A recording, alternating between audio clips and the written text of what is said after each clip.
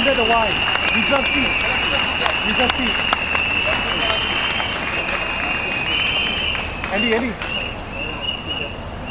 Can we also welcome Kumar Prabhu?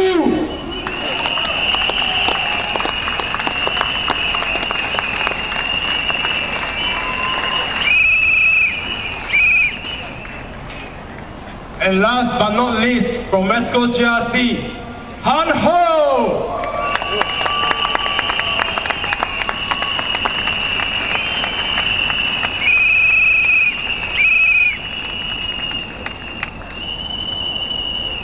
And now, may I welcome you again, our candidates from Ang Mo Kio GRC, Mansoor Rahman.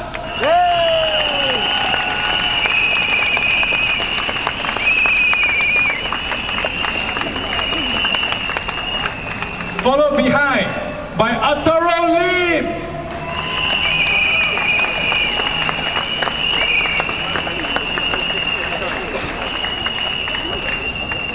Next, we have Osman bin Sulaiman.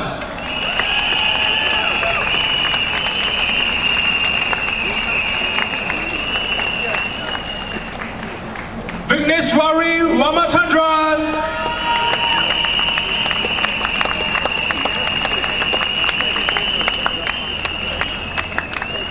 Lin Ziray.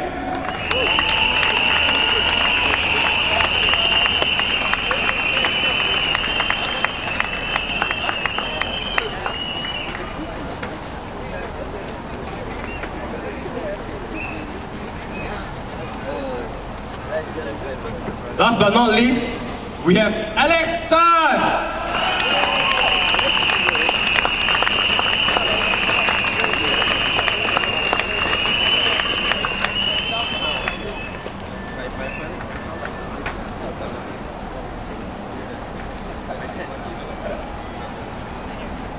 Now, ladies and gentlemen, I would like to pass the mic to Kenneth Jaranayam to start the rally.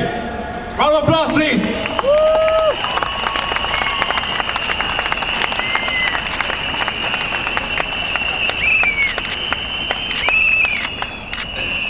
Ladies and gentlemen, welcome to our second West Coast rally. Wan Shang Hao.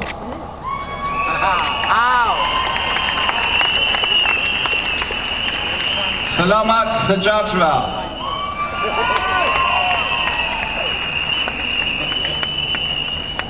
West Coast to Guti, Singapura Galuku Yen Malay Manakam.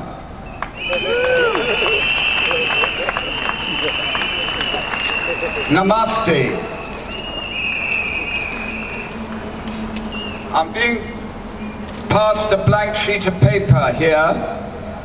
Actually, this happened at the 1997 election in Chengshan, where my late father was passed a sheet of paper that got him into a lot of trouble. I don't know whether any of you remember this, but this is the Prime Minister's condolence letter that inspired me to go into politics. Because in his letter he said that he was sorry that my father had passed away, but he had tried to destroy the whole PAP system of government, and therefore he had to be destroyed.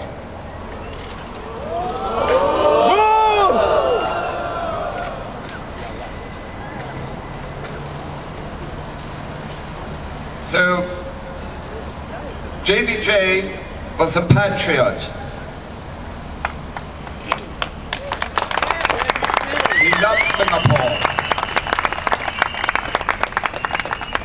Let's not confuse Singapore with the PAP, though that's very easy to do.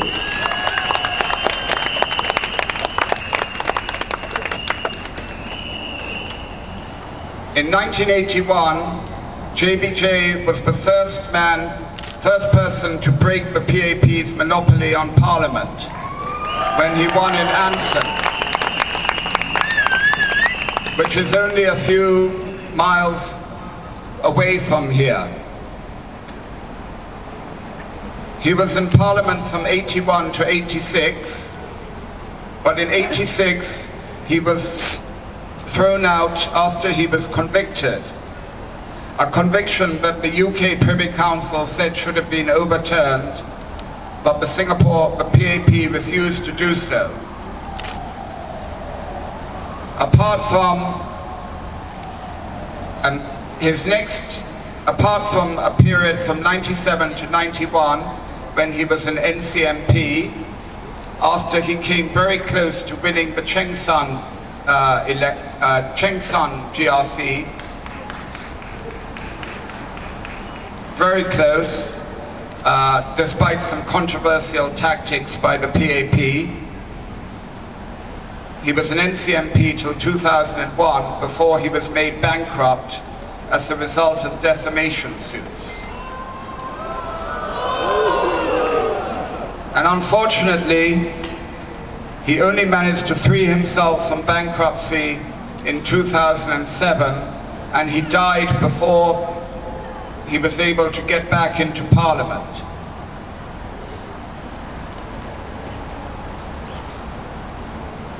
But along the way, before, one of his last acts was to found the Reform Party.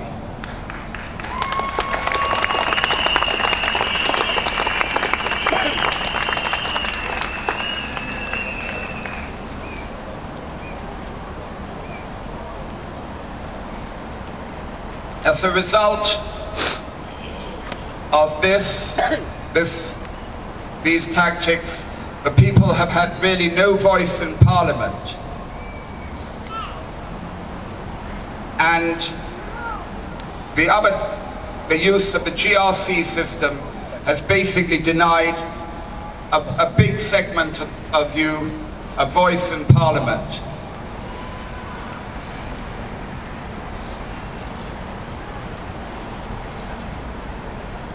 The GRC system means that this and the fear, the very real climate of fear has meant that more than half the seats at the last election went uncontested.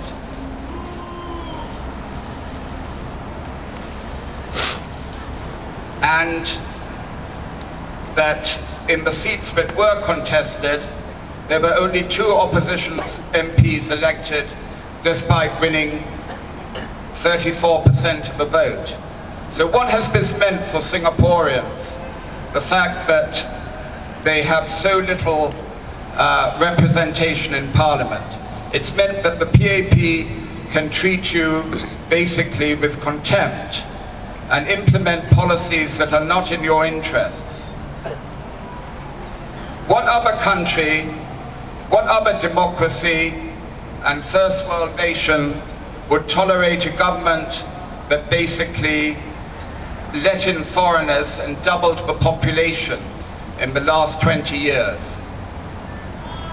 to compete with Singaporeans? What other government would be tolerated when its leader said that Singaporeans needed a spur in their sides to stop them being lazy and complacent? What other country would have a system where you are basically 99 years serfs of the PAP, of the HDB, where you only have a 99-year leasehold? The Reform Party wants to change that and give you the right to buy out your freehold.